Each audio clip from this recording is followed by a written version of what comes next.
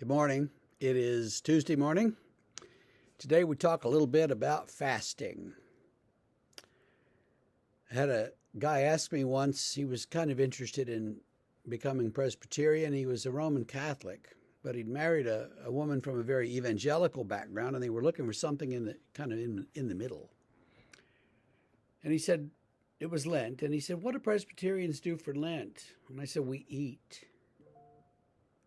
He didn't think much of that answer because the Roman Catholic Church and many other churches actually fast, which is to not eat or not eat much for a period of time so that your spirit can be awakened. You deny your physical appetites in order that your spiritual sensitivity and can grow.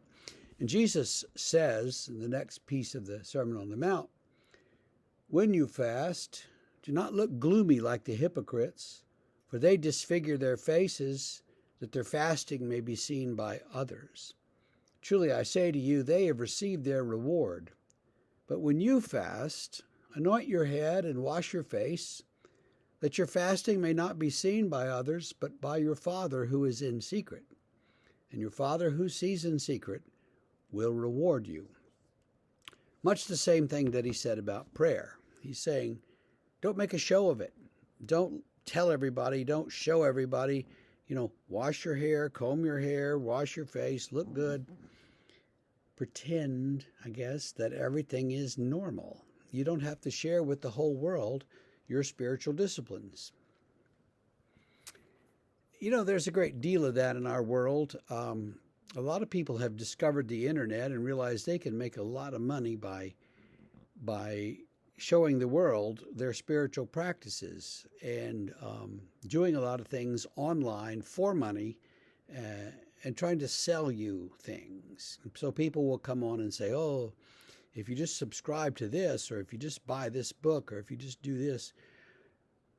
I'm not buying any of it. First of all, I don't think that we need to buy things in order to have a good spiritual life. God's provided the Spirit, and we don't need more than that. We don't need to be taught necessarily how to do these spiritual practices. There's plenty of material in the history of the church that will teach you these things for free. So a lot of people are making a show of their piety.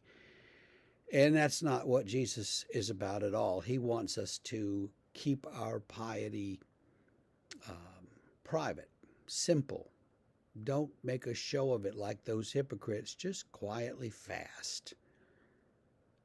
Now, what good is fasting? As I said at the beginning, it's a denial of the physical appetites so that we can better be more attuned to the spiritual side of things. We can pray with more intensity. We can understand more about what God is after in our lives. And a lot of people find when they fast, it becomes clearer. The Spirit speaking becomes clearer.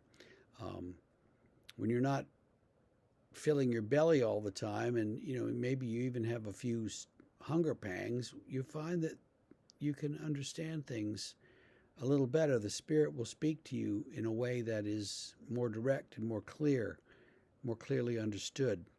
And so it's something to try. Of course, if you have medical reasons why you can't fast, or diabetes or something, then you don't want to just stop eating. But you want to do it in a way that's careful and that's good for you. But it's not a bad idea at all.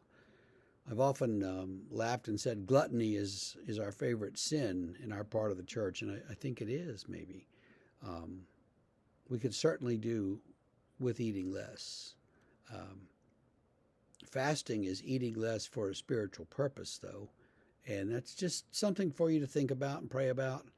And whatever you do, don't do it as a public display. See you tomorrow.